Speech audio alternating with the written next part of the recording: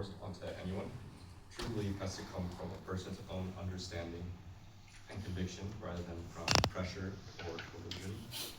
And a key verse that expresses this idea is Quran chapter 2, verse 256, where it states that let there be no compulsion in religion. Truth stands out clear from error.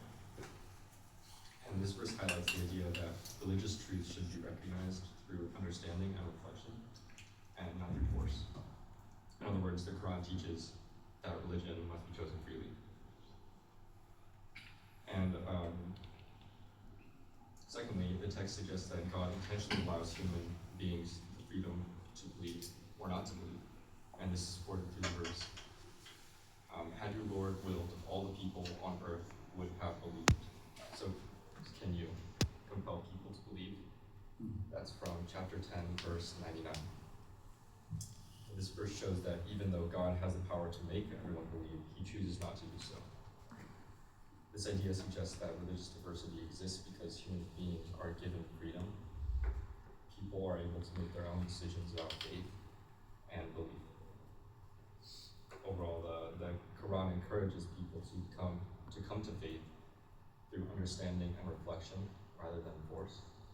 And this reinforces the broader theme that religious freedom and diversity within societies is self-control and chosen. This is important because it shows that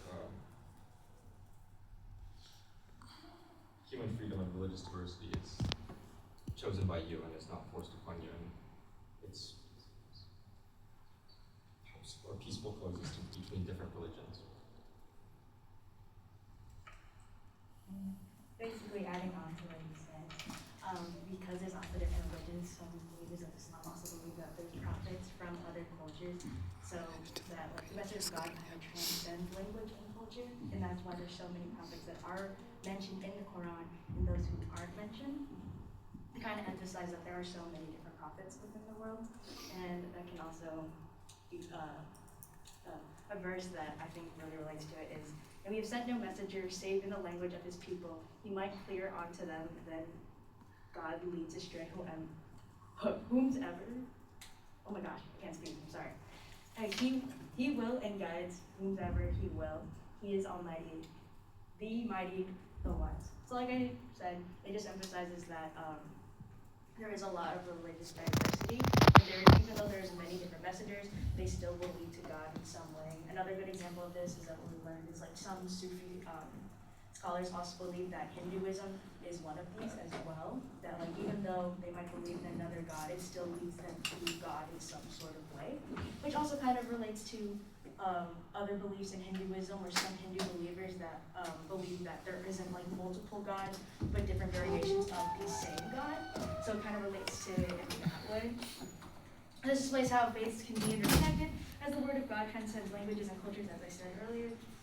And the different verses that I've displayed display the unity of people, arguably the unity of different peoples across cultures. Like, oh mankind, we've created you from a male, a female, and we made you peoples and tribes, so you may come to know one another. So this, how I interpret it, is that even though we all may be different, we have to come to understand, to know each other a little bit better.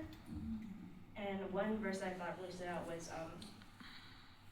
were it not for God's repelling people by some means of other monasteries, churches, synagogues, and mosques wherein God's name is mentioned much would have been destroyed. So this is also saying that believers of Islam should protect those who believe in other things as well.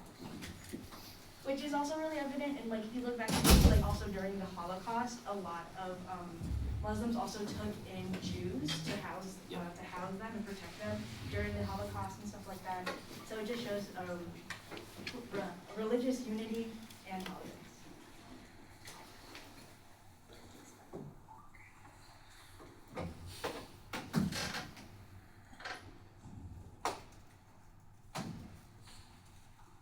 Okay, I came to this class with lots of kind of questions about Islam, Muslim people. I thought, are they troublemakers, or are they our friends. I've been here in the United States for the last 50 years. I didn't know any Muslim people, actually. And as I hear from the media, from the articles, not that impressive. It's all the kind of trouble, follow them, kind of. And I came here to know how I know how we look, the Muslim people in general in the United States, but I wanted to know how Muslim people see us, how they see us. So we picked the inclusivity, and it says those who believe Muslim, the Jews, Christians, and Serbians, whoever believe in God and the last day, here's important, do good deeds. And then it doesn't matter, we all goes to go to the same place. And it says chapter 262. Right? I opened it. It has a whole full 2 pages. Quran dedicated whole 2 pages about accepting other religions. It says every different kind of people and every kind of different religions. And I realized that I got this class, I gained a lot. I'm happy that I took this class, and I'm glad I spent the time with you guys. Thank you, that's it.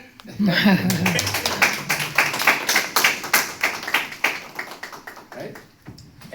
Thank you so very much. All right, maybe question, comments, feedback, anything, please. Come on, give them something.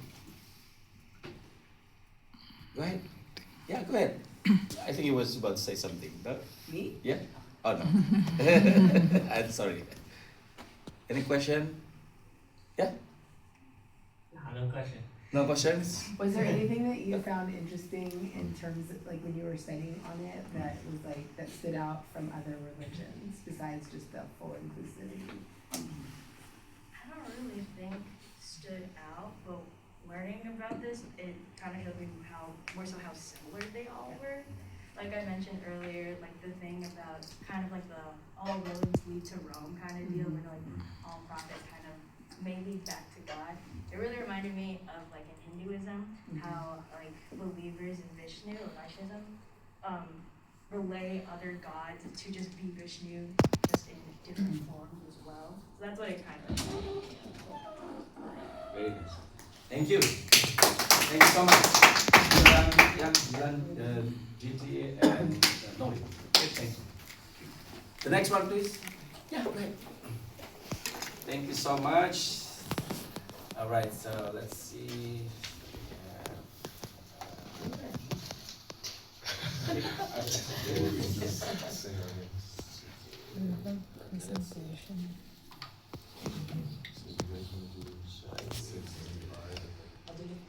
It's about ethics, environmental ethics. Is it what? Okay.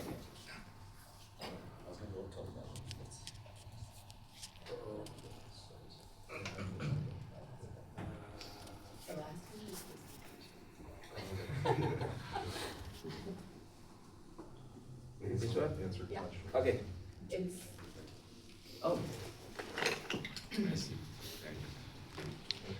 Guys, go ahead, please. okay, so we did ours on environmental ethics in the Quran, the stewardship, balance, and responsibility that is written in the Quran. down button, right?